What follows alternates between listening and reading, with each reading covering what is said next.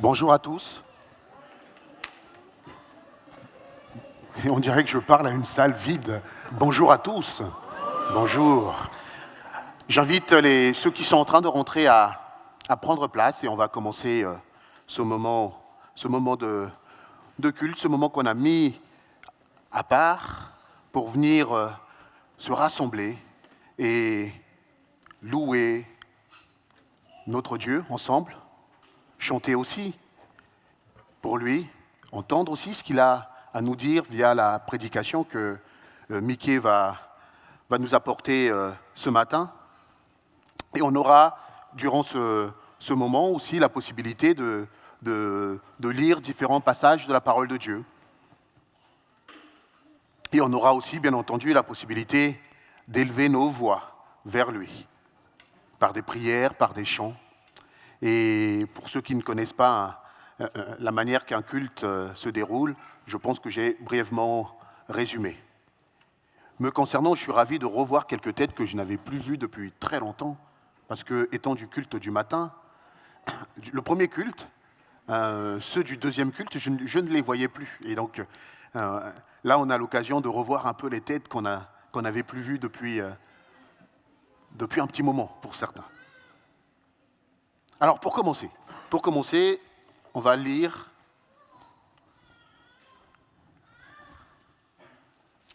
le psaume 93, que je vais vous lire.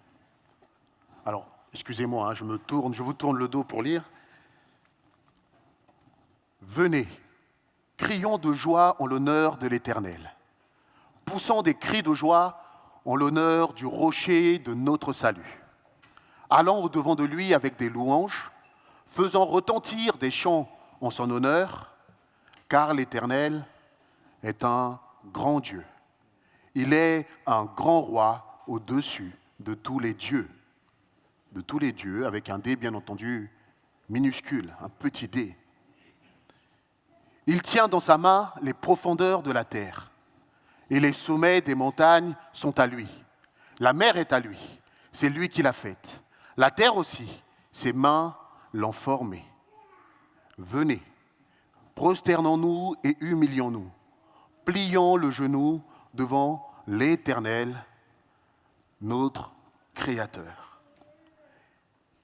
Et ce matin, nous voulons en effet plier le genou, se mettre devant notre Dieu, ce Dieu qui a créé chacun ici, ce Dieu qui a créé tout ce que l'on peut voir, et d'ailleurs tout ce que l'on ne peut pas voir également. Et c'est ce Dieu qui est notre Dieu, et c'est pour lui que nous sommes là ce matin. Et tout ce que nous allons faire ce matin a pour but de l'honorer, de le glorifier. Tout ce que nous allons, la musique, les prières, les textes, tout ce que l'on fait ce matin a un but, glorifier le Seigneur. Et on veut que ce moment soit son moment à lui, que ce moment soit accueilli favorablement par notre Dieu. Et c'est ce moment que nous allons vivre ensemble. Alors, encore bonjour à ceux qui sont en train d'arriver. Et avant de laisser la place à l'équipe Louange qui va nous emmener dans un moment où on va pouvoir chanter ensemble, je vais prier.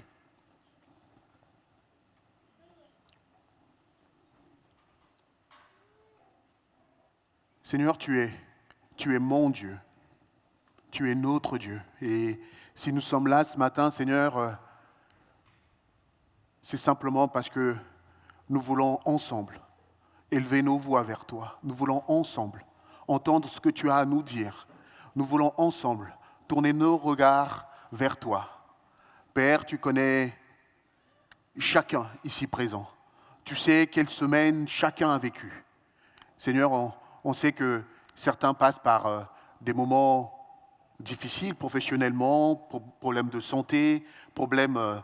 je parle encore avec un frère ce matin, c'est son frère qui est malade avec un cancer du pancréas, Seigneur. Et pourtant, malgré toutes ces situations diverses et variées, parfois très très difficiles, nous venons là devant toi, tels que nous sommes, sans sans prendre une facette qui ne serait pas vraie, Seigneur. On veut venir devant toi comme on est, avec peut-être la joie, peut-être la tristesse.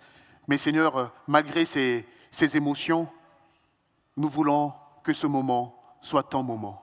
Nous voulons te glorifier ensemble. Nous voulons tourner nos yeux vers toi parce que tu es digne d'être loué, parce que tu es ce Dieu merveilleux que nous aimons tant. Seigneur, ce moment, c'est ton moment, Seigneur. On veut vraiment te glorifier ensemble. Seigneur, que nos chants, que nos prières aient un doux parfum quand ils arrivent à toi. Seigneur, sois glorifié en ton nom. Amen. Amen.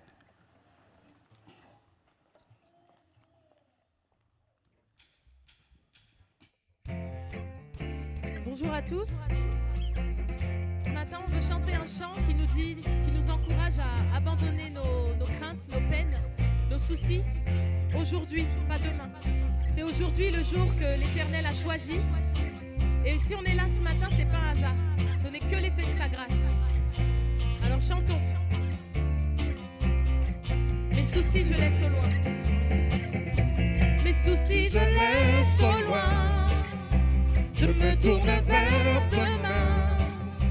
À toi, je remets mon être entier. Jésus, mes mains sont tendues vers toi. Croyant que tout vient de toi. Je sais que tout ce que tu as pour moi est bon. Si bon, voici le jour que tu as fait. Il est pour moi un sujet de joie. Voici le jour que tu as fait. Il est pour moi un sujet de joie. Dont je n'aurai pas peur pour demain. Mon espérance est en toi. Voici le jour. Voici le jour. Mes craintes, je laisse au loin. Je ne doute plus de rien. À toi je remets ma volonté. Jésus, mes mains sont tendues vers toi. Croyant que tout vient de toi. Je sais que tout ce que tu as pour moi est bon. Si bon, car voici le jour que tu as fait. Il est pour moi un sujet de joie. Voici le jour que tu as fait. Il est pour moi un sujet de joie. Non, je n'aurai pas peur pour demain. Mon espérance est en toi. Voici le jour. Car voici le jour.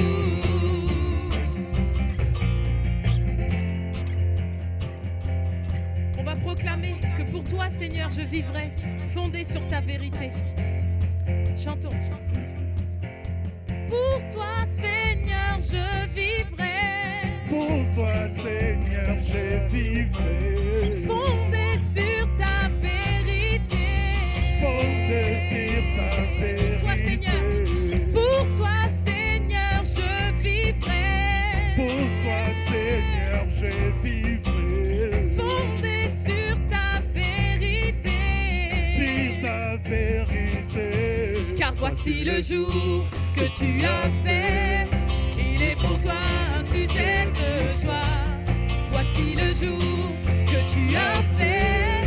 Il est pour moi un sujet de joie. Non, je n'aurai pas peur pour demain. Mes craintes sont entre tes mains. Je te suivrai sur le chemin. Mon espérance est en toi. Voici le jour. Voici le jour. Car voici le jour. Voici le jour.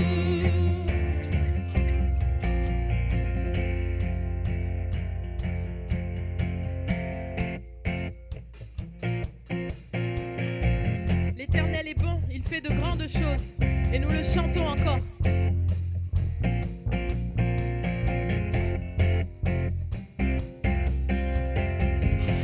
Un chant nouveau monte de la terre.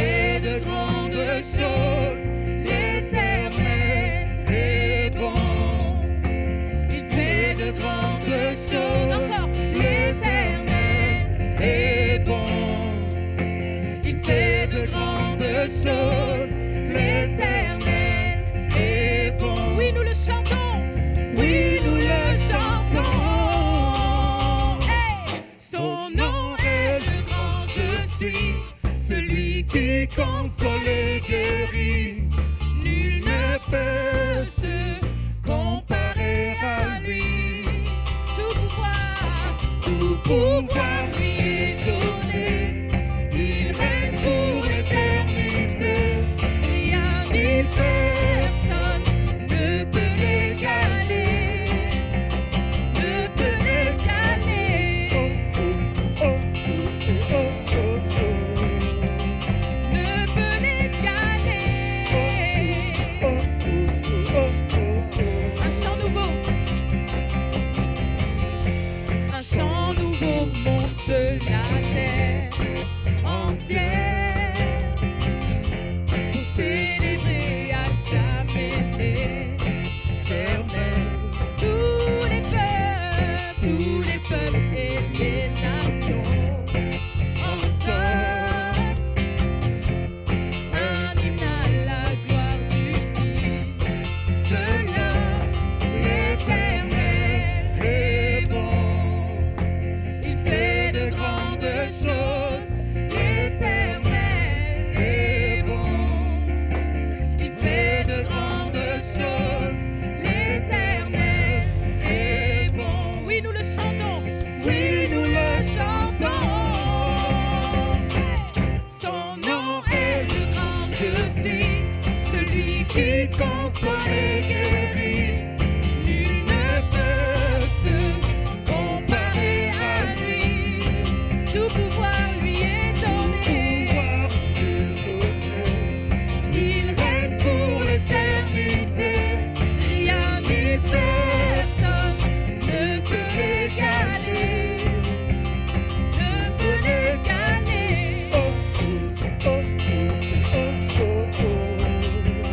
Ne peut l'égaler. Rien ni personne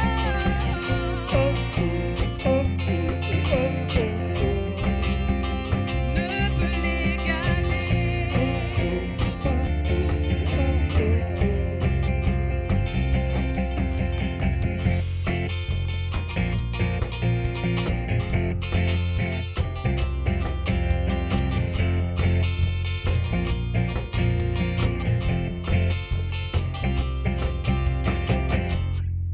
Amen. Amen.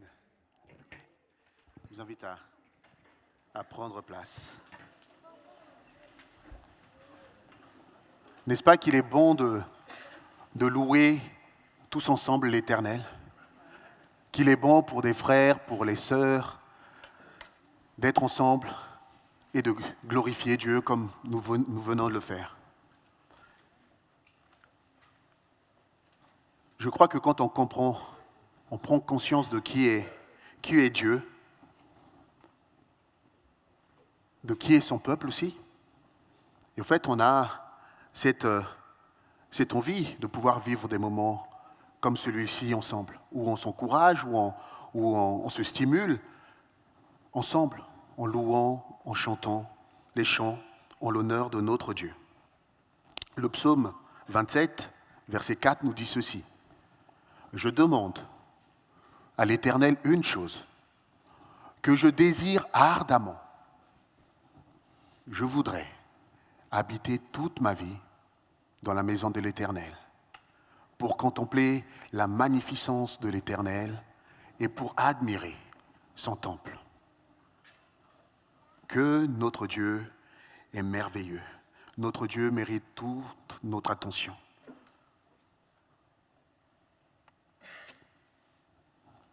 Psaume 63. Ô Dieu,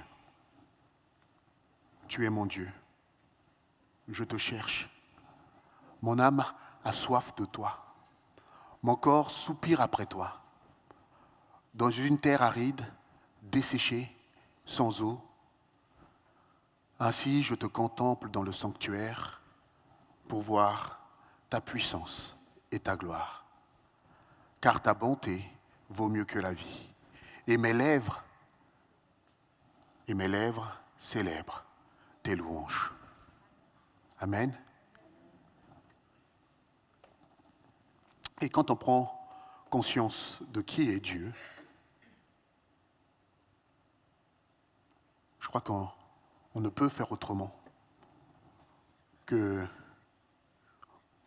de le louer, que de lui dire toute notre reconnaissance. Parce que, au fait, il tient tout entre ses mains.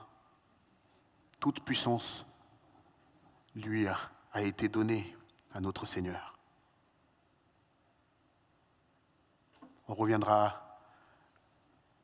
sur ce sujet juste après. Juste une petite information pour nos chers enfants. Alors, parce que les enfants vont devoir nous laisser et avoir un moment pour eux. Mais aujourd'hui, seuls les 3-5 ans et les 6-8 ans peuvent aller dans les classes. Alors, les plus grands ont la joie de rester avec nous. Hein. Alors, je vais donc inviter les parents à...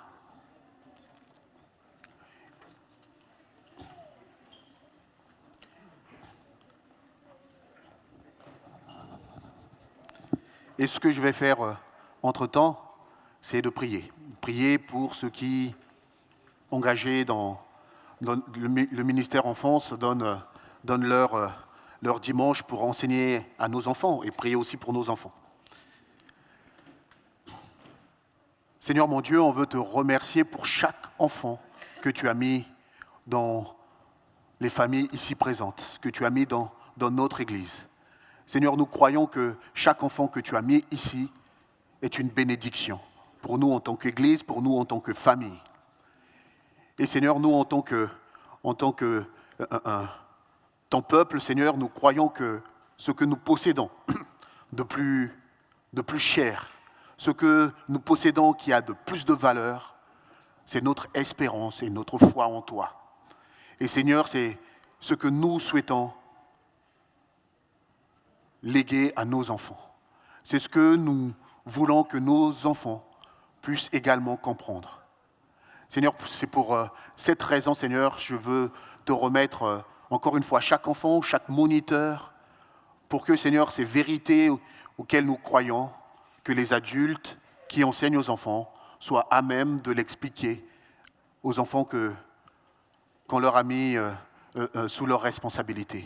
Qu'ils puissent, Seigneur, que tu puisses leur donner une bonne part de ton Saint-Esprit, Seigneur, pour qu'ils puissent aussi adapter ton message aux enfants par rapport à leur âge. Mais Seigneur, encore une fois, ce que nous avons de plus important à partager avec nos enfants, c'est toi. C'est le message de Christ sur la croix, mort sur la croix pour nous, mais y compris aussi, Seigneur, pour nos enfants. Et nous voulons que nos enfants puissent apprendre cela. Et c'est pour cette raison, Seigneur, on veut te remettre ce moment qu'eux vont vivre de l'autre côté. Que tu sois là au milieu d'eux, que tu règnes, que tu diriges toutes choses. Merci encore, Seigneur, pour ce que tu fais et ce que tu feras encore au milieu de nous. En ton nom. Amen.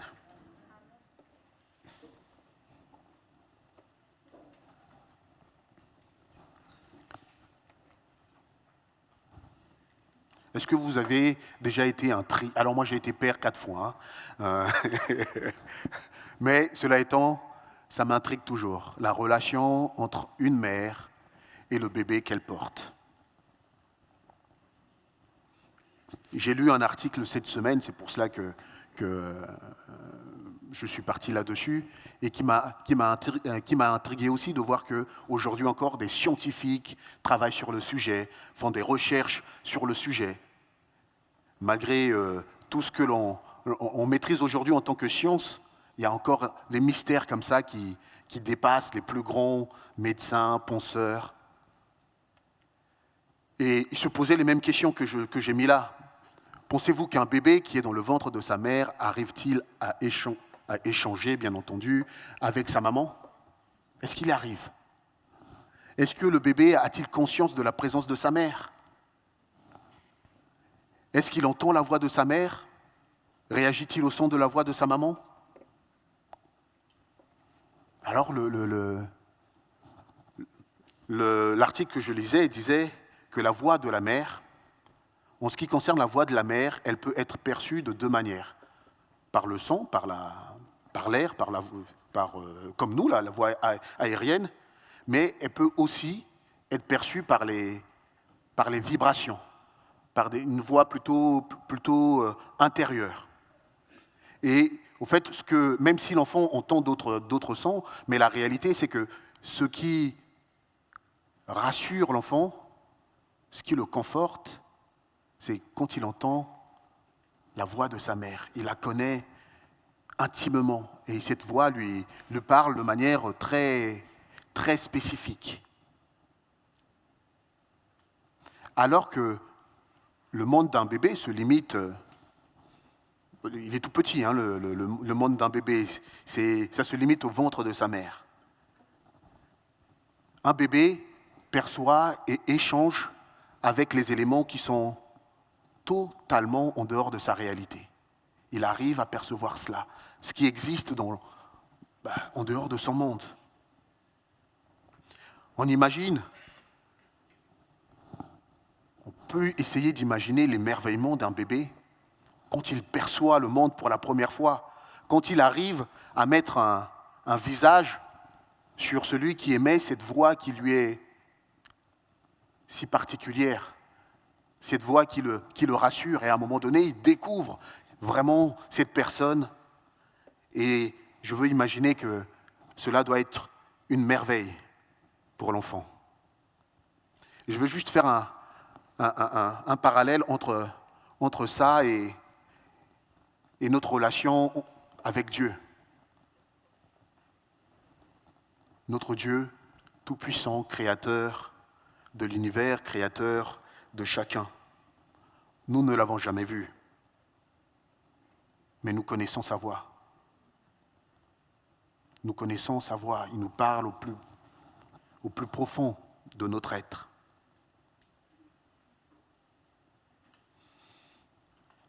Et nous saurons plus de lui lorsque, plus tard, et la parole de Dieu nous le dit, nous le verrons face à face.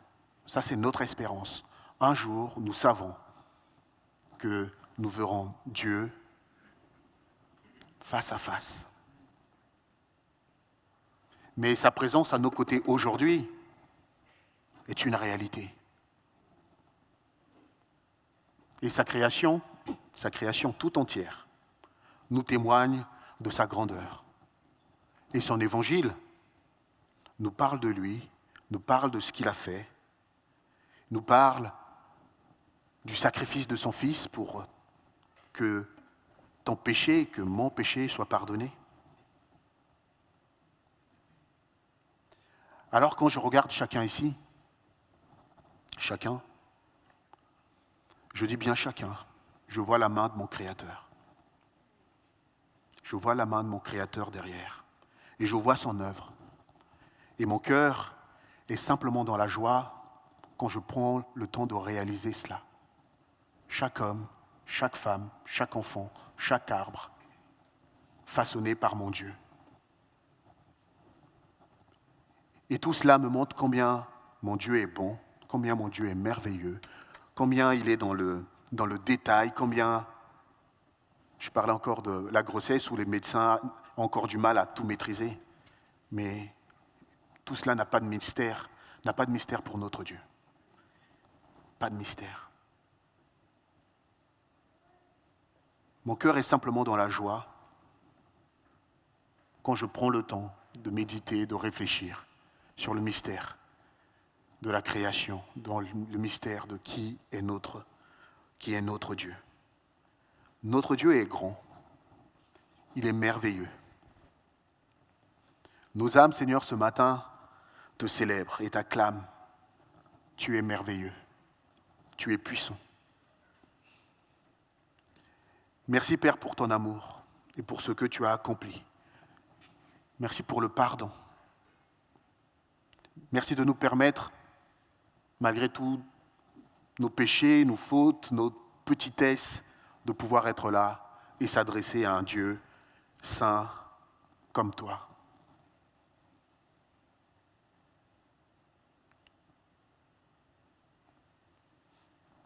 Merci Seigneur parce que tu nous rends justes et nous voulons te louer, nous voulons te remercier pour ce que tu as accompli, mais plus encore pour ce que tu es. Parce que tu mérites d'être loué, simplement pour qui tu es, au-delà de ce que tu as accompli. Je vais maintenant laisser l'équipe louange nous diriger dans ce moment où on va louer notre Dieu pour qui il est.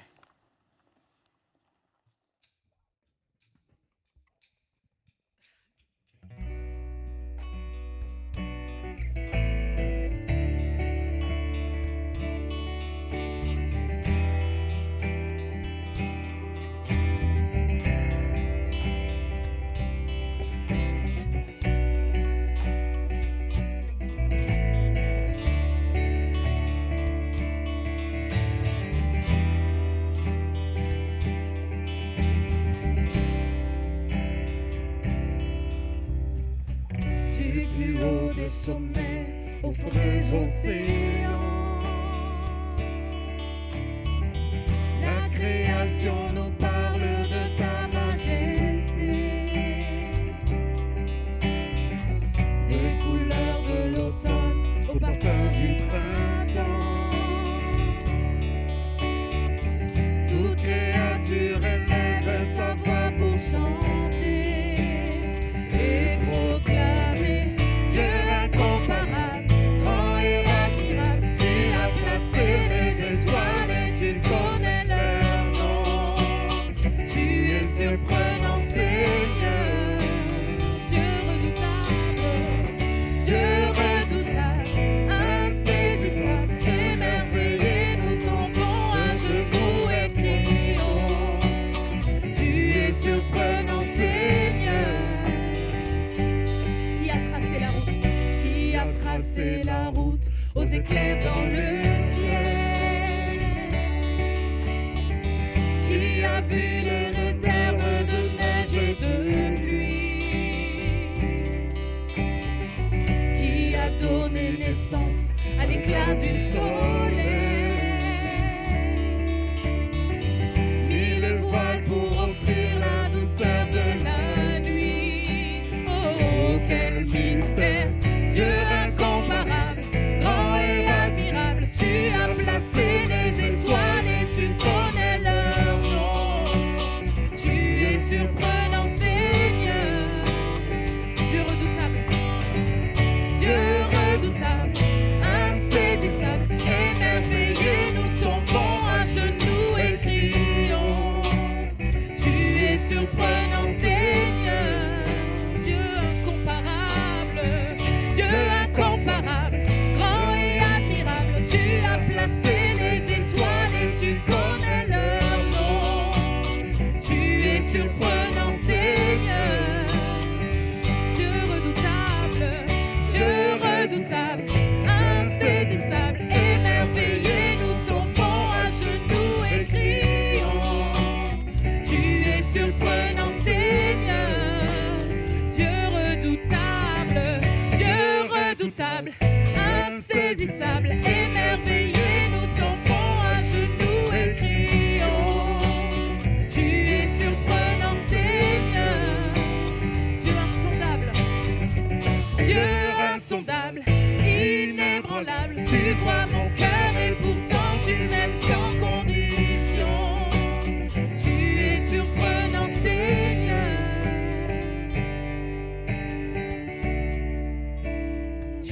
Surprenant, Seigneur. Oui, tu es surprenant, Seigneur.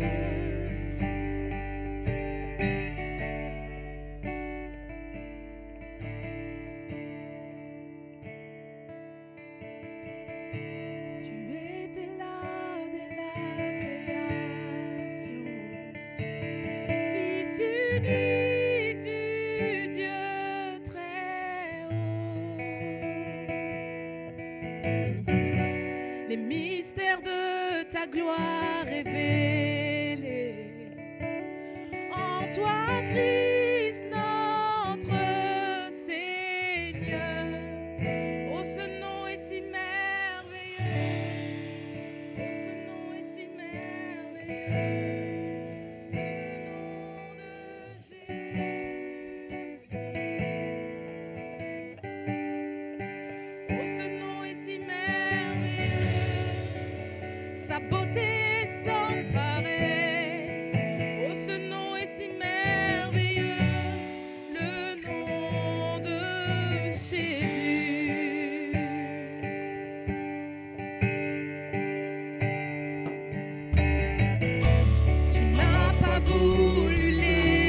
sans nous.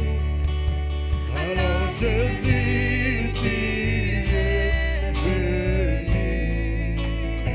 Ton amour a vaincu, ton amour a vaincu mon péché.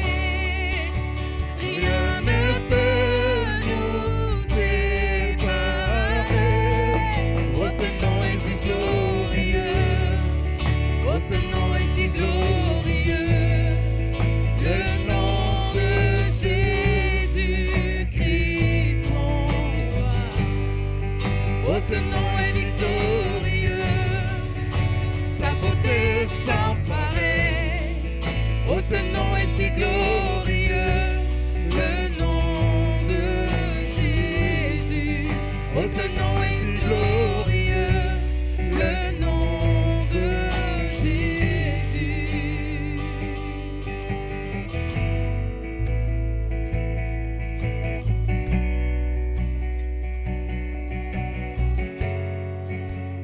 La terre a tremblé, le voile s'est déchiré, désarmant la mort et le péché.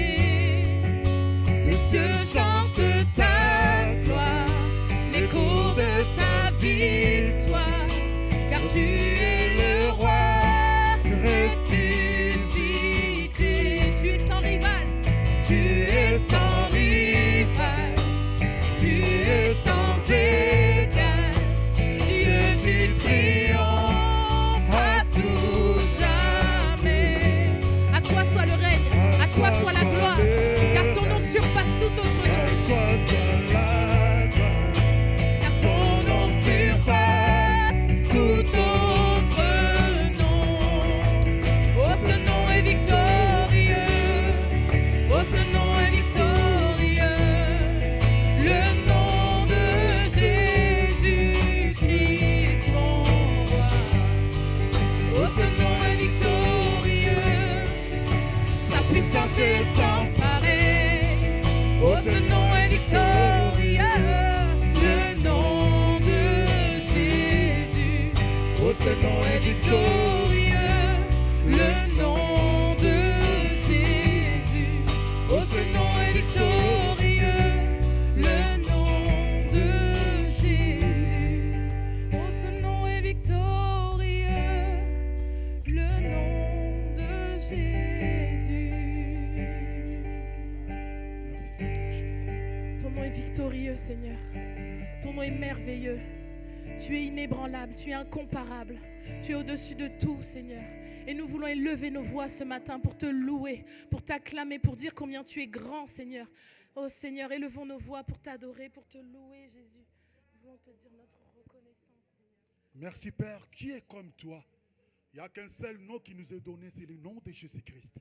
Père, nous te louons, nous te glorifions parce que tu es le roi des rois, le Seigneur des seigneurs. Père, élève-toi, milliers de ton peuple. Mets ta main, parce que ta main n'a jamais été courte pour ceux qui sont malades, Papa. Touche, Papa. Touche la santé de ceux qui sont malades. Tu trouves la santé, Père Céleste. Nous t'élevons, nous te glorifions. Au nom puissant de Jésus-Christ. Amen. Merci Seigneur Jésus.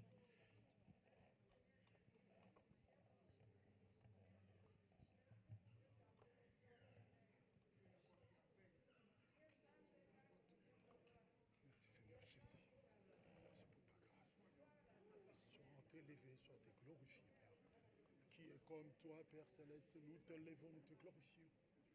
Tu es digne d'être loué, Dieu te glorifié, Papa. Merci Seigneur Jésus pour ta grâce. Au nom puissant de Jésus-Christ. Gloire à toi, Père. Il n'y a qu'un seul nom qui nous est donné, Père. C'est le nom de Jésus-Christ qui est au-dessus de tous les noms. Merci Seigneur Jésus pour tout ce que tu as fait. Merci pour la croix. Merci pour les sang versés, Père. Pour que nous soyons lavés, Père Céleste. Nous te levons, nous te glorifions. Merci Seigneur Jésus. Gloire à toi, Père. Merci, Seigneur Jésus. Merci. Merci. Merci, Seigneur Jésus.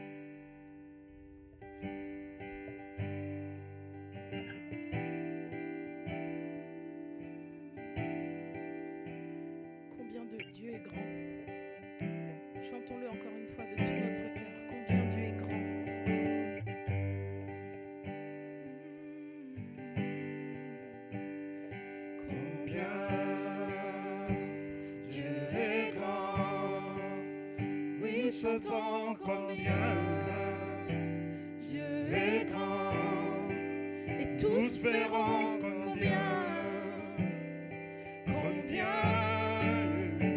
Dieu est grand. Encore une fois.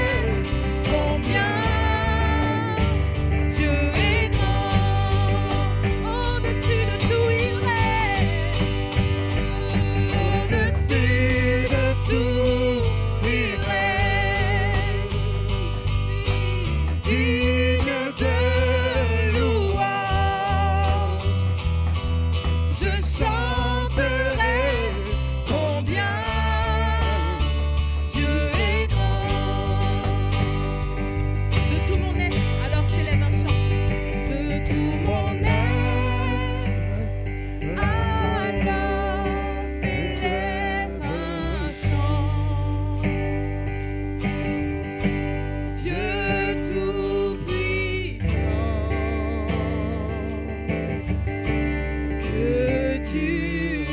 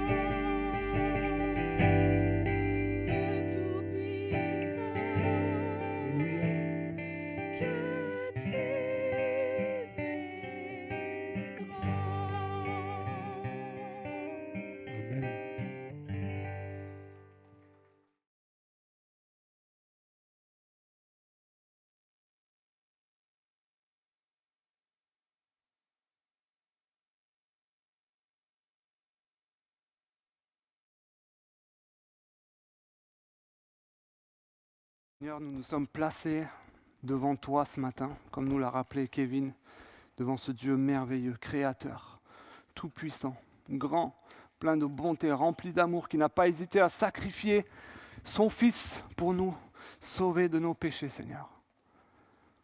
Nous réalisons d'autant plus combien nous sommes petits, combien nous sommes des nourrissons face à toi, notre Dieu, notre Père. Et ce matin, je veux prier pour le prochain temps qui va suivre, Seigneur, où je suis chargé de partager ta parole, Seigneur. Tu vois tous les tourments que ça me cause dans la semaine, Seigneur. Et ce message qui tourne dans ma tête depuis toute cette semaine, Seigneur. Et malgré la responsabilité, je prie, Seigneur, que tu ôtes de ma bouche tout mot qui ne vienne pas de toi, Seigneur. Je prie, Seigneur, que tu ôtes toute distraction de chacun d'entre nous dans la salle ici, Seigneur, pour que nous puissions capter l'essence de tout ce que tu veux nous communiquer ce matin. Kevin nous l'a rappelé, tu es un Dieu qui nous entend, Seigneur. Un Dieu qui nous parle, mais aussi un Dieu qui nous écoute. Et on sait que ce matin, tu es à notre écoute et que tu veux nous parler, chacun individuellement, en fonction des circonstances de notre vie, aussi différentes qu'elles soient, Seigneur. Parle-nous, Seigneur, et aide-moi à bien communiquer ce que tu attends de moi, Seigneur. Amen. Laissez-moi vous amener en 2012. C'était une année où on n'avait pas de masque. Ça paraît la science-fiction maintenant quand on y pense. Mais 2012, ça fait 9 ans, presque 10 ans déjà. Avec ma femme Alexandra, on vivait dans le sud de la France, à Nice plus exactement. Et on avait envie de changement, on avait envie de changer de vie un peu, de changer d'air, de tester d'autres choses, d'avoir un peu des nouvelles aventures, mettre un peu de piquant dans notre vie. Donc on s'est mis devant une carte et on s'est dit, bon, où est-ce qu'on va, chérie? Qu'est-ce qu'on fait de notre vie et où est-ce qu'on déménage? Et vous savez, comme moi, que les déménagements sont très liés à nos vies professionnelles. Ma femme bossait en tant qu'employeur de banque et moi, je travaillais dans l'événementiel. Alors du coup, on s'est mis à prier, on s'est dit « Seigneur, montre-nous les jobs que tu veux pour nous, partout en France ou même à l'étranger. » On était prêts à tout pour partir là où le Seigneur voulait nous envoyer. Et après avoir prié, on lance plusieurs pistes, on envoie des CV à droite à gauche. Et puis, il se trouve qu'il y avait une ville qu'on aimait particulièrement, surtout moi, c'était la ville de Montpellier. Et cette ville, je l'aimais particulièrement parce que j'avais fait toutes mes études là-bas. C'est une ville qui est jeune, qui est dynamique, mais surtout parce qu'il y a beaucoup de palmiers et de la mer. Et beaucoup de sable aussi. Et donc, je ne sais pas si c'est le Seigneur qui m'avait mis ça dans la tête, mais d'aller à Montpellier. Du coup, on a envoyé des CV à Montpellier. Et figurez-vous qu'à cette date, presque au moment où on était en train de réfléchir à ça, a ouvert la grande arena de Montpellier. C'est une sorte de palais des sports, une grande salle de spectacle, pas de pestacle, ça c'est les enfants qui disent ça, une grande salle de spectacle qui peut accueillir 15 000 personnes avec tout type d'événements, les plus grands concerts, les plus grandes stars internationales devaient aller là-bas, de Beyoncé à U2, à tous les grandes stars que vous connaissez. Il y a aussi tous les événements sportifs, du tennis, du handball, enfin bref, le rêve en tant que coordinateur événementiel pour moi à l'époque. Et je dis, Seigneur, tu m'as envoyé une lumière, c'est pour moi ce job-là. Et figurez-vous qu'il cherchait un coordinateur événementiel pour démarrer l'aréna de Montpellier. Ça y est, j'ai dit, chérie, fais tes bagages, on va déménager bientôt, Montpellier, nous voici. Du coup, je passe des entretiens, j'étais sélectionné dans les 15. Wow, trop content. Et puis après, on a encore un peu plus nos CV qui sont examinés, je suis dans les 5 derniers. Oh là là, quelle joie! Vous imaginez l'émotion qui monte en moi, quoi. Et puis, je téléphone au responsable parce que je n'avais pas trop de nouvelles et il m'apprend que nous ne sommes plus que 2 pour le poste. Trop content, on commence à faire nos bagages, enfin presque en tout cas, jusqu'au jour, je me rappellerai toujours de ce jour-là, j'étais dans un mariage, en plein mariage, je reçois un coup de téléphone, vous savez ces moments où vous avez un coup de téléphone important que vous ne pouvez pas rater, mais vous avez 10 000 choses à faire à côté, excusez-moi, je dois répondre et tout. Donc je vais répondre, je me rappelle, j'étais dans des toilettes pour avoir du silence. Vous n'avez pas eu le poste. C'est l'autre personne qui a été prise. Ok, Mais pourquoi, Seigneur? Pourquoi? Moi, j'avais tout prévu, c'était mon plan, les palmiers, le soleil, aller à Montpellier. Mais je voulais ce poste, c'était pour moi, c'est toi qui me l'as envoyé. Mais il s'est passé tout ce que je n'avais pas prévu. J'avais tout prévu, mon parcours, tout était tracé. Mais je n'ai reçu ce que je ne voulais pas. Et à l'époque, je ne comprenais pas encore, mais le Seigneur ne m'avait pas permis d'aller à Montpellier pour venir ici à Ponto-Combo. C'était son plan.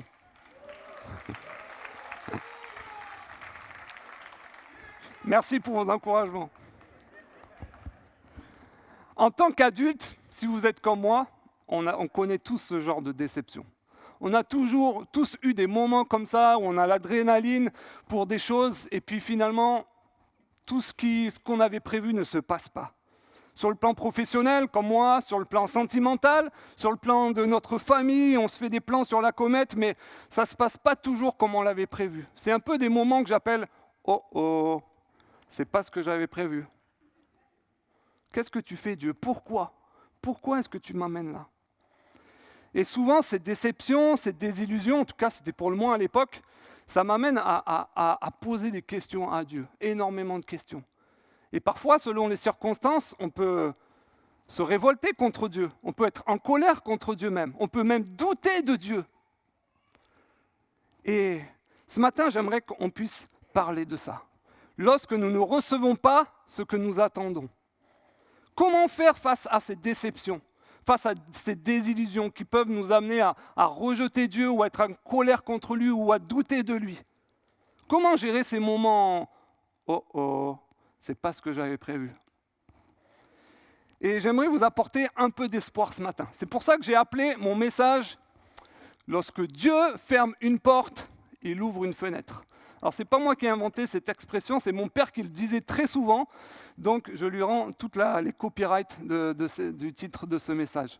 Lorsque Dieu ferme une porte, il ouvre une fenêtre. Et ce matin, j'aimerais vous inviter à lire avec moi, à prendre votre Bible, et on va lire dans le livre de Ruth. Et on va suivre une histoire qui, a priori, est presque en second plan, on se demande même pourquoi est-ce qu'elle est dans la Bible. On va suivre l'histoire d'un personnage qui s'appelle Noémie, qui est on pourrait dire un second rôle. En ce moment, il y a le festival de Cannes, où on pourrait élire le second rôle. Et puis Noémie pourrait être une de ces personnes-là. Donc un personnage qui n'est pas au premier plan, a priori, et on pourrait même se demander pourquoi ce livre est dans la Bible. Mais il va nous apporter ce matin un éclairage essentiel pour comprendre comment Dieu intervient dans nos moments de déception. Dans tous ces moments où on comprend pas toujours ce que Dieu est en train de faire. Alors juste avant de lire le texte et vous raconter cette histoire, je voulais mettre un peu de contexte. On est dans une période un peu difficile pour Israël. Le pays est dirigé par des juges, et surtout marqué par l'infidélité du peuple de Dieu. C'est le chaos dans tous les sens. Au niveau politique, il y a des ennemis qui arrivent de tous les côtés. Du coup, Israël est assez instable. Et là, il nous est raconté l'histoire d'une famille. D'abord, au premier chapitre, on lit qu'il est question d'un homme qui s'appelle Elimelech. Elimelech qui signifie, son prénom veut dire « mon Dieu est roi ». Mais il semble que cet homme n'est pas honoré Dieu comme son roi dans sa vie. Cet homme, Elimelech, est marié à une femme qui s'appelle Noémie, la fameuse Noémie dont on va parler aujourd'hui. Et ils ont 2 fils ensemble qu'ils appellent, excusez-moi, je les ai perdus, ils s'appellent, voilà, ils sont là, excusez-moi, Malon et Kilion. Alors Malon, ça veut dire maladie. Oh, oh. Vous imaginez, appelez votre fils maladie. Et l'autre, Kilion, qui s'appelle fragilité. On ne sait pas ce qui s'était passé dans leur vie, mais en tout cas, c'est comme ça qu'ils les ont appelés. Donc Elimelech, qui signifie mon Dieu est roi, avec sa femme Noémie. Noémie voulait dire femme heureuse, agréable, aimable. On a envie de rencontrer une personne comme ça, on a tous envie de rencontrer Noémie. et avec leurs 2 fils. Cette famille vivait à Bethléem, donc en Israël, et à cause d'une famine, ils décident de partir, de déménager dans une autre région à côté qui s'appelle Moab, la région de Moab. Et il se trouve que Elimelech va mourir. Il va décéder. Noémie se retrouve seule avec ses 2 fils dans le pays de Moab, qui n'est pas leur pays. Ces 2 fils vont se marier avec 2 femmes du pays de Moab, des Moabites, Orpa et Ruth, la fameuse Ruth. Mais il se trouve que ces 2 fils vont également mourir. Imaginez la situation de cette femme, Noémie, qui avait un mari qui est décédé, qui avait 2 fils qui est décédé, qui a quitté son pays, qui se trouve dans une région étrangère et qui se retrouve avec ses 2 belles-filles, Ruth et Orpa, à charge. Ça vous semble peut-être anodin, mais à l'époque, Noémie avait un statut qui était le pire qu'on pouvait imaginer. Elle était étrangère, c'était une femme, elle était âgée, c'est-à-dire que pour travailler, c'était plus difficile, et surtout, elle avait 2 personnes à sa charge. Donc elle était quasiment condamnée à la pauvreté extrême, peut-être voire la mort. Donc cette femme, Noémie, se trouve dans une situation « Oh, c'est pas du tout ce que j'avais prévu ». Elle avait imaginé avec son mari déménager, aller dans ce pays, avoir 2 enfants, de la prospérité peut-être, mais rien ne s'est passé comme elle avait prévu. Et suite à cette tragédie, Noémie décide de déménager, de retourner dans son pays d'origine, dans la ville de Bethléem, pour trouver un peu plus d'espoir. Et comme elle est pleine de bonté, elle dit à ses 2 belles-filles qui la suivent, « Allez faire votre vie. Vivre avec moi, ça va être un désastre, une tristesse immense, une grande détresse. Partez, mariez-vous, refaites votre vie sans moi. » Après hésitation, la première belle-fille, Orpa, décide de partir. Mais en revanche, Ruth, elle, décide de rester attachée avec sa belle-maman. Voici ce qu'elle lui dit. Noémie lui dit, « Regarde, ta belle-sœur est partie rejoindre son peuple et ses dieux, fais comme elle, retourne chez les tiens. » Mais Ruth lui répondit, « N'insiste pas pour que je te quitte et que je me détourne de ta route. Partout où tu iras, j'irai. Où tu t'installeras, je m'installerai. Ton peuple sera mon peuple et ton Dieu sera mon Dieu. Là où tu mourras, je mourrai aussi et j'y serai enterré. Que l'Éternel me punisse avec la plus grande sévérité si autre chose que la mort me sépare de toi. » Ruth veut rester coûte que coûte avec Noémie. Donc les 2 femmes vont retourner ensemble à Bethléem, dans cette ville, et à l'époque, tout le monde se connaissait un peu, et les gens commencent à parler du retour de Noémie. « Ah, oh, elle est partie, elle va faire sa vie là-bas, mais rien n'a marché, elle a tout perdu, elle est revenue. » Imaginez les commérages qui commençaient à y avoir là-bas. Et voici ce qu'il leur dit. Leur arrivée là-bas mit toute la localité en émoi. « Est-ce bien là Noémie ?» demandèrent les femmes. Elle leur répondit, « Ne m'appelez plus Noémie, l'heureuse, l'agréable. Appelez-moi Mara, l'affligée, car le Tout-Puissant m'a beaucoup affligée. » On comprend que cette femme est au bout du rouleau, que tout ce qu'elle avait imaginé, tout s'est passé à l'inverse de ce qu'elle avait prévu. Elle en vient même à être en colère contre Dieu. Dieu m'a beaucoup affligée. Rappelez-vous qu'avant, elle s'appelait aimable, agréable, heureuse, et maintenant Mara, l'affligée. Ou encore remplie d'amertume. Ce n'est pas du tout ce qu'elle avait prévu. Je me rappelle d'un gars qui était venu dans notre église à Ponto, dans l'autre bâtiment, au Chardon, un missionnaire d'opération mobilisation. Ça fait quelques années déjà, peut-être que certains d'entre vous étaient là, vous allez vous en rappeler. Il s'appelle Gary Witherall. C'est un homme qui est missionnaire et qui est parti avec sa femme dans un pays étranger, au Liban.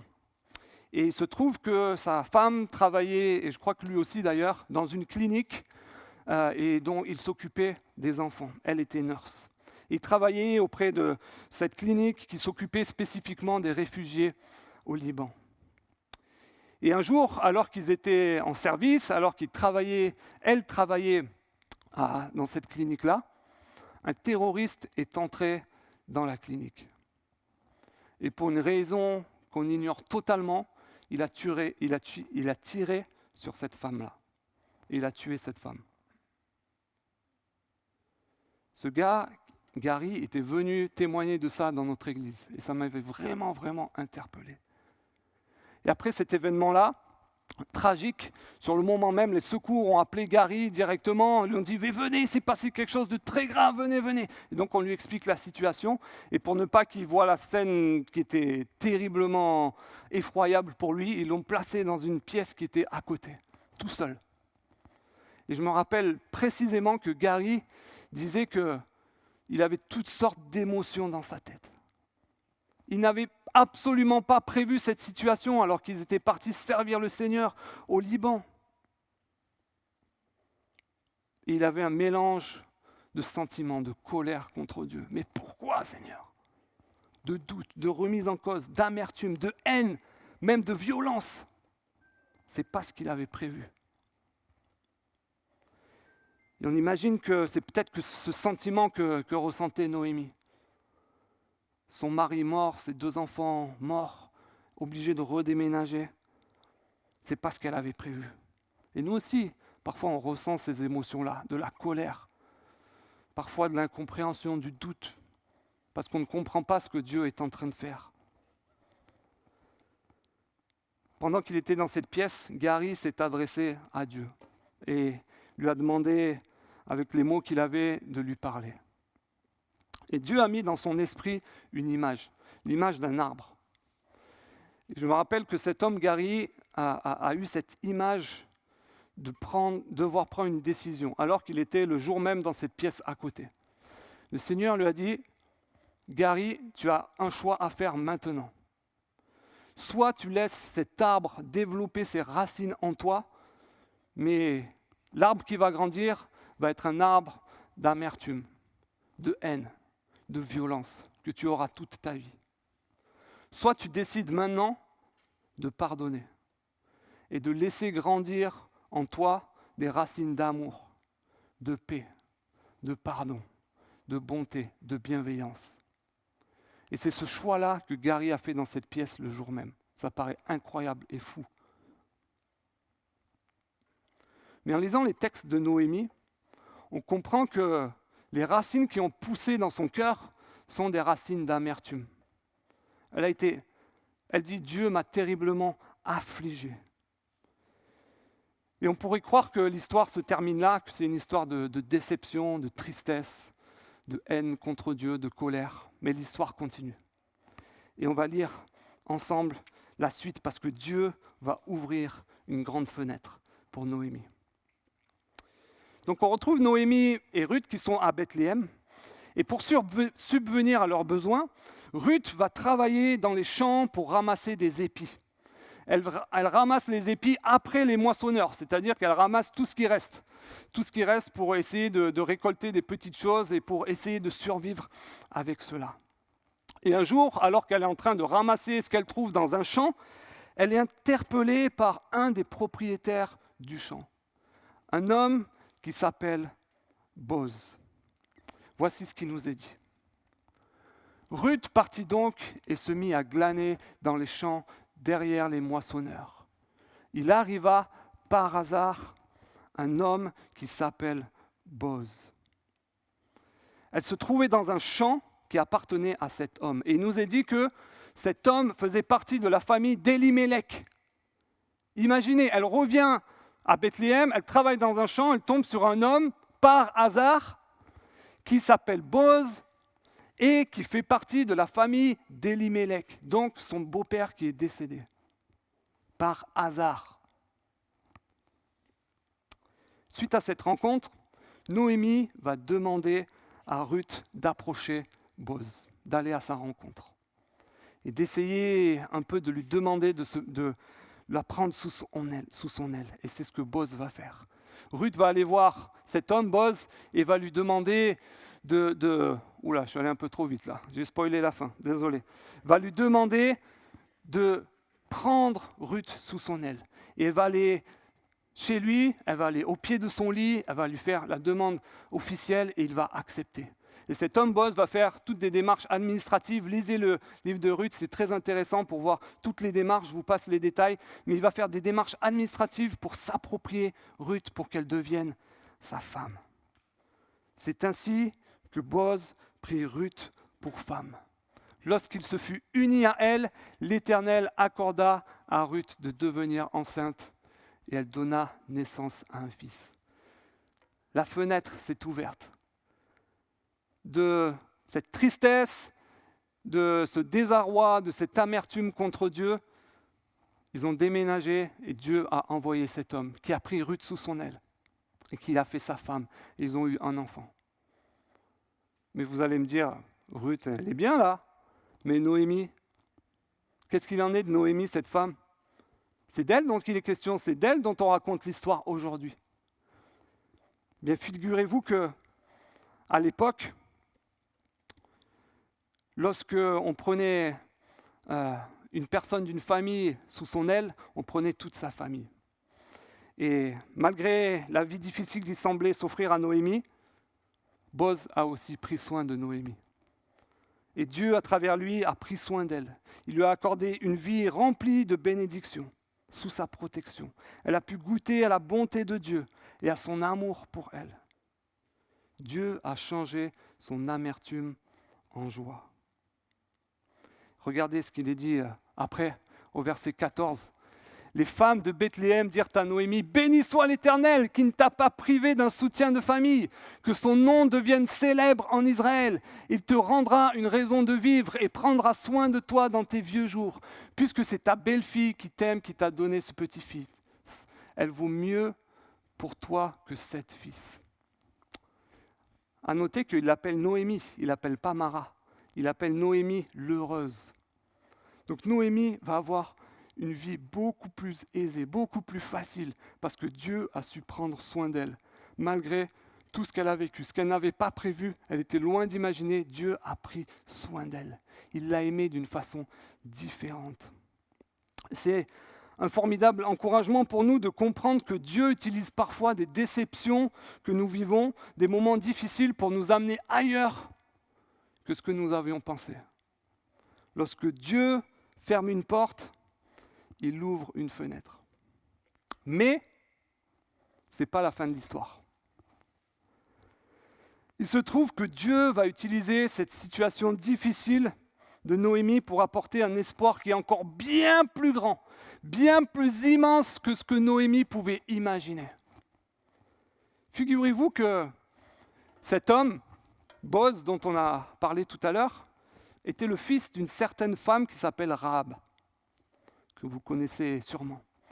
Cette femme qui était une prostituée, qui a hébergé des espions à Jéricho. Cette femme, donc, était la femme de Boz, qui a épousé Ruth. Oh, pardon, excusez-moi, je me suis trompé. Ils ont eu un enfant qu'ils ont appelé Obed, qui lui-même s'est marié, a eu un enfant qui s'appelle Isaïe, qui lui-même a eu un enfant qui s'appelait David, le roi David, le grand David dont il est question dans la parole de Dieu. Vous voyez un peu comment Dieu s'est glorifié, comment Dieu a utilisé cette situation qui était désespérée, où Noémie était comme ça, elle voyait le décès de son mari, le décès de ses enfants, obligée de déménager, elle était vouée à la pauvreté extrême. Mais Dieu a renversé la situation. Il a mis cet homme Boz pour prendre soin d'elle, la prendre sous sa responsabilité. Et Dieu avait prévu cette situation pour que vienne le grand roi David. Mais ce n'est pas fini. Figurez-vous que j'ai mis 3 petits points pour éviter toute la généalogie. Mais dans le premier livre de Matthieu 1, et notamment les versets 5 et 6, il y a une grande généalogie. C'est souvent les versets qu'on passe quand on arrive là-dessus. Quand vous avez votre lecture du matin, au purée, on a de la généalogie. Je vais direct aller au chapitre suivant. Mais là, c'est super important de regarder ce qu'il est écrit dans Matthieu au chapitre 1. Rahab a eu Boz, qui a eu plusieurs descendances qui ont donné naissance à David. Et si vous allez au versets 5 et 6 de Matthieu 1, vous voyez que dans la lignée, il s'agit de la descendance de Jésus-Christ. Imaginez l'espoir. La fenêtre que Dieu a ouverte alors que Noémie pensait que sa porte était fermée, que sa vie était finie, vouée à l'échec. Dieu a suscité le roi David. Dieu a suscité son propre fils dans la lignée de Noémie. Quand Dieu ferme une porte, il ouvre une fenêtre. Parfois, c'est des bénédictions qu'on voit, qu'on ressent, comme Noémie avec Boz qui a pris soin d'elle. Mais Noémie n'a pas vu tout ça. Noémie n'a peut-être jamais compris ça. Et parfois, Dieu utilise des situations pour faire sa gloire. Et peut-être qu'on ne le verra jamais. Des moments durs, des moments de déception. Et je voudrais, pour terminer, vous raconter une histoire qui est assez personnelle. J'ai demandé l'autorisation à ma femme pour vous la raconter.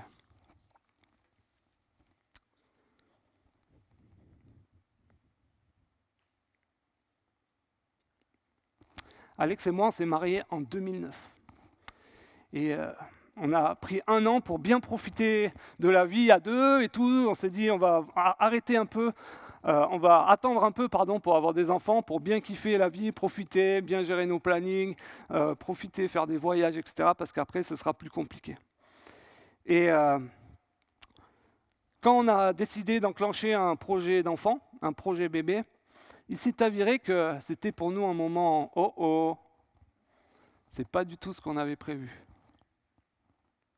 On s'est rendu compte que ça allait être beaucoup plus compliqué que ce qu'on avait imaginé. On a diagnostiqué chez moi un problème de fertilité assez sévère. Et du coup, imaginez la culpabilité que j'ai pu ressentir. Pour moi et pour nous deux, c'était un coup de massue. C'était vraiment un moment difficile. Et un peu comme Noémie, je me suis dit, mais Seigneur, pourquoi ? Pourquoi je suis chrétien depuis toujours et tu m'affliges comme ça ? Pourquoi moi ? Alors dans ces moments, on essaye de se reprendre en main. Ok, Mickey, tu es le chef de famille, reprends-toi en main, on va prier. Seigneur, tu peux le faire, tu peux faire un miracle, tu peux exaucer, tu peux nous donner un enfant de façon miraculeuse. Mais non, toujours pas. Seigneur, pourquoi ? Pourquoi tu permets ça ? C'était des années d'immense tristesse pour nous. Rien que de l'évoquer, j'ai les émotions qui reviennent parce que je m'en rappelle. On a fait toutes sortes d'examens, aussi éprouvants les uns que les autres, physiquement, psychologiquement, mentalement. Et on a eu des successions d'espoir, de déception, espoir, déception. C'était l'ascenseur émotionnel. Jusqu'au jour où ça y est, ça marche. Alex tombe enceinte. On est les plus heureux du monde. Seigneur, tu as répondu. La grossesse se passe bien, déroule, on fait toutes les échographies, la première, la deuxième, on va voir notre gynéco, on vérifie que le cœur bat bien et tout. Et dans cette pièce, un jour, où il y avait l'électro, je ne sais pas comment on dit, cardiogramme du bébé, le cœur ne battait plus.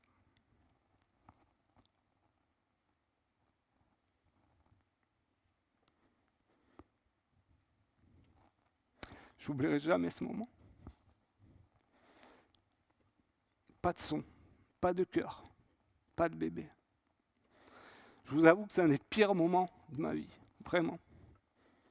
De détresse, de colère contre Dieu, de haine contre Dieu, de doute. Pourquoi tu permets ça ? C'était loin de ce qu'on pouvait imaginer, comme Noémie. Dieu avait fermé une porte pour nous. Je ne vois plus mes notes, excusez-moi. Mais nous ne le savions pas encore, Dieu allait ouvrir une grande fenêtre. Celle de l'adoption. Après des années de formidables combats, d'aventures avec le Seigneur, avec les administrations françaises, congolaises, non sans pleurs sans doute, mais tellement de joie au final, on n'aurait jamais pu imaginer ce que Dieu allait faire à travers cette déception et cette tristesse. Un gros moment de joie, de kiff, de bonheur, de bénédiction pour notre famille, avec 2 enfants magnifiques qu'il nous a confiés.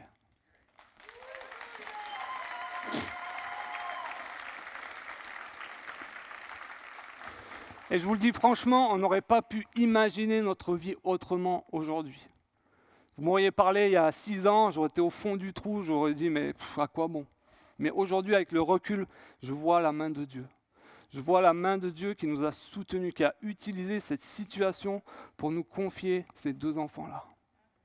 Et c'est une grande bénédiction pour nous. Et on ne peut pas imaginer notre vie autrement. Et peut-être qu'il va faire des bénédictions qu'on ne verra pas avec ses enfants. On prie pour ça. Seigneur, c'est tes enfants, utilise-les. Utilise-les pour ta gloire. Et peut-être qu'on ne le verra jamais. On espère le voir. Mais peut-être qu'ils auront une descendance, on ne sait pas quelle sera leur descendance. Avec Alex, on rigole toujours. Imagine la généalogie des Newberry, où d'un jour, les gens ils vont faire des recherches. On dit, mais comment les Newberry sont devenus noirs d'un coup?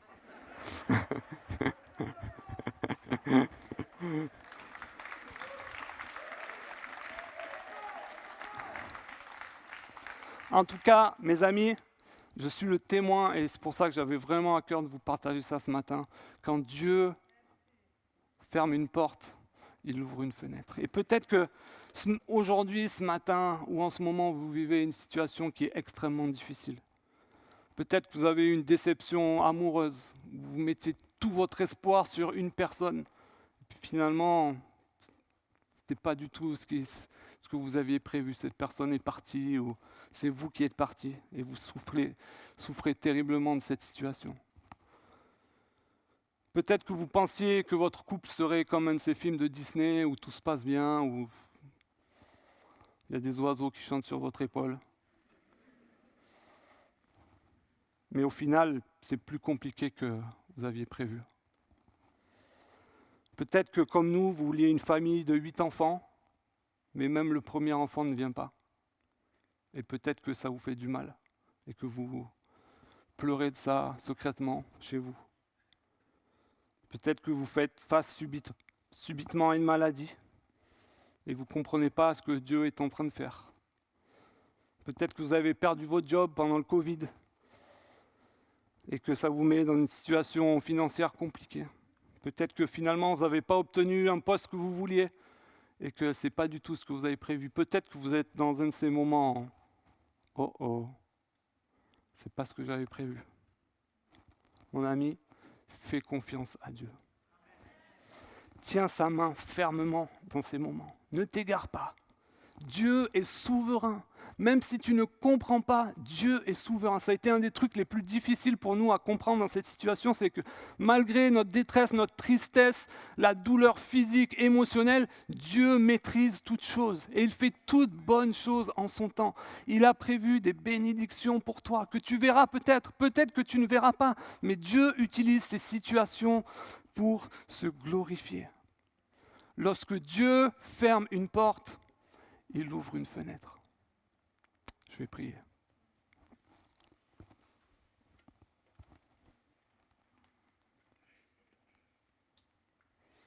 Père, tu sais combien de fois je t'ai demandé pardon pour tous ces mots que je t'ai adressés, Seigneur, pendant ces moments difficiles qu'on a vécu avec Alex. Des moments où j'étais en colère contre toi, où j'ai douté de toi, où j'avais de la haine, du rejet et même de l'indifférence parfois contre toi, Seigneur. Ça m'a fait douter de ta puissance, de ta souveraineté, Seigneur. Et je veux te demander pardon encore pour ça, Seigneur. Et je prie pour mes amis, mes frères, mes sœurs qui sont dans la salle aujourd'hui, Seigneur, qui vivent peut-être ce même genre d'émotion qu'a vécu Noémie, qu'a vécu Gary, cet homme, que moi-même j'ai vécu, Seigneur. Qui ont ce mélange d'émotions, d'incompréhension, de doute, de remise en cause, peut-être de colère, de violence, Seigneur. Je prie que tu apaises cela dans le cœur de chacun. que tu fasses grandir des racines de pardon, de paix, d'amour, de bonté dans le cœur de mes frères et de mes sœurs, et pas d'amertume, ni de colère, ni de haine, Seigneur.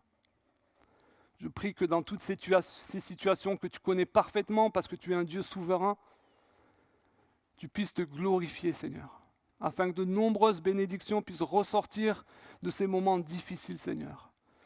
En tant qu'enfants qui t'appartiennent, nous acceptons de comprendre que tu es souverain, que peut-être nous ne verrons jamais ces bénédictions, mais que tu fais tout pour te glorifier, Seigneur. Et nous voulons nous soumettre à cela, Seigneur. Merci parce que tu es un Dieu fort, puissant, fidèle, qui ne nous abandonne pas malgré les circonstances, et qui ouvre des portes, qui ouvre des fenêtres quand les portes sont fermées, Seigneur. Amen. Je voudrais juste qu'on puisse avoir un temps de silence où chacun peut incliner la tête si vous voulez, pas regarder votre voisin, et que vous puissiez parler à Dieu. Comme cet homme Gary était dans une pièce à côté où Dieu lui a dit « Prends une décision aujourd'hui ». Face à la situation que tu vis, prends une décision aujourd'hui. De ne pas laisser ces racines de colère contre Dieu, de haine, d'amertume, prendre racine en toi. Mais d'avancer avec Dieu en lui tenant la main fermement. Et connaître son amour, sa paix, sa joie.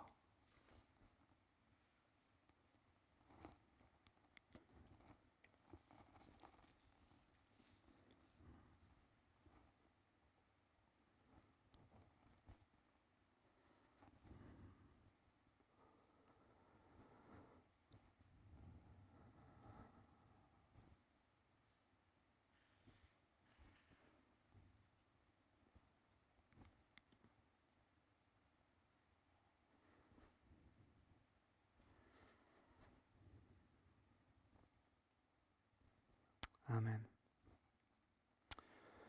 Si vous vivez une de ces situations que j'ai évoquées, n'hésitez pas à venir à la fin du culte, voir l'équipe pastorale, qui est aujourd'hui composée de moi-même. N'hésitez pas à venir me voir, à discuter, ou avec ma femme aussi. On serait ravis de pouvoir partager avec vous et de prier pour vous. Et continuez, tenez la main du Seigneur fermement dans ces situations. On va chanter un dernier chant. Seigneur, tu es fort et puissant.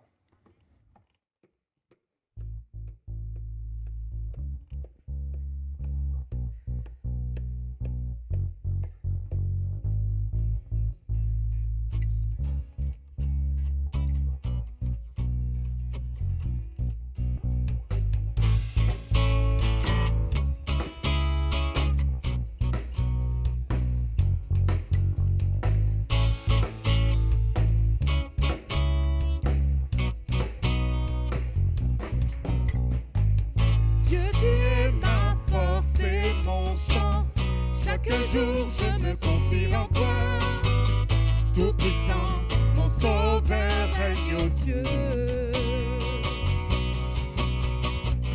Dieu, tu es ma force, mon abri, la forteresse où je me réfugie, le rocher qui protège ma vie. Malgré les ténèbres et les dangers qui m'entourent, je lève les yeux pour accueillir ton secours. Je ne craindrai pas si tu veilles sur moi. Je suis venu pour te rencontrer, pour proclamer que tu es fort et puissant. Nul ne peut te résister. Sois glorifié, que tu es fort et puissant. Rien n'est impossible à toi, ô roi des rois.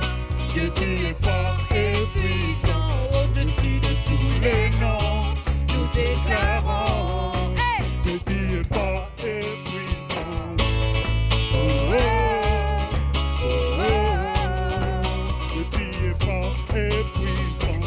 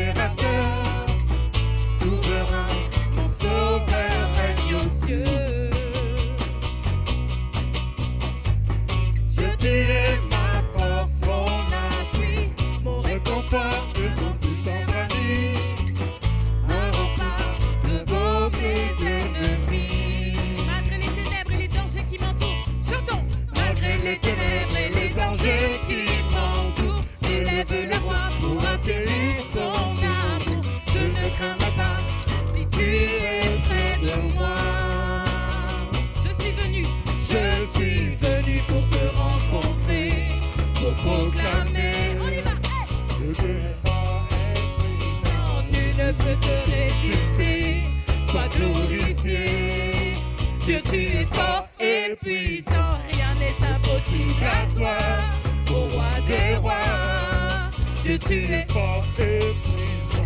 Au-dessus de tous les noms, nous déclarons que tu es fort et puissant. Oh, oh, oh, oh, oh. Dieu, tu es fort et puissant. Oh, oh, oh, oh, oh. Dieu, tu es fort et puissant. On va proclamer que rien ne peut nous séparer de son amour manifesté en Jésus-Christ. Notre Sauveur règne aux cieux. Chantons. Rien ne peut me séparer de ton amour manifesté en Jésus-Christ. Mon Sauveur règne aux cieux. Rien ne peut me séparer de ton amour. Rien ne peut me séparer de ton amour manifesté en Jésus-Christ. Mon Sauveur règne aux cieux. Encore une fois. Rien ne peut me séparer de ton amour manifesté en Jésus-Christ. Mon Sauveur règne aux cieux. Une dernière fois. Rien ne peut me séparer de ton amour manifesté en Jésus-Christ. Mon Sauveur règne aux cieux. Je suis venu pour te rencontrer, pour proclamer que tu es fort et puissant. Nul ne peut te résister. Sois glorifié. Dieu, tu es fort et puissant. Rien n'est impossible à toi, ô roi des rois. Dieu, tu es fort et puissant. Au-dessus de tous les noms, nous proclamons. Dieu, tu es fort et puissant. Oh, oh, oh, oh, oh. Que tu es fort et puissant. Oh, oh, oh, oh, oh. Que tu es fort et puissant. Oh, oh, oh, oh, oh. Dieu, tu es fort et puissant. Oh, oh, oh.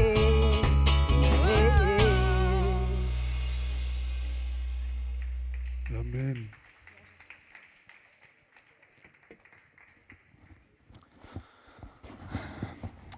Alors avant de terminer, on va avoir quelques annonces. Vous avez vu passer en mode régime d'été. Alors ça fait quoi de venir au culte sans s'inscrire? Ouais, c'est bon ça. C'est bon ça. Je vois que l'équipe d'accueil ce matin, ils avaient un gros sourire, plus de listes à faire et tout. Donc on est reconnaissant pour ces règles sanitaires qui commencent à s'assouplir. Donc un seul culte à 10h30. Si vous êtes là, c'est que vous avez compris l'information. Et donc toujours plus d'inscriptions jusqu'à nouvel ordre. Donc ça, on est très reconnaissant. Autre info, je vous rappelle aussi nos mercredis 3P, prière, partage et pastèque, qu'on fait tous les mercredis à 20h30, donc à l'église ici.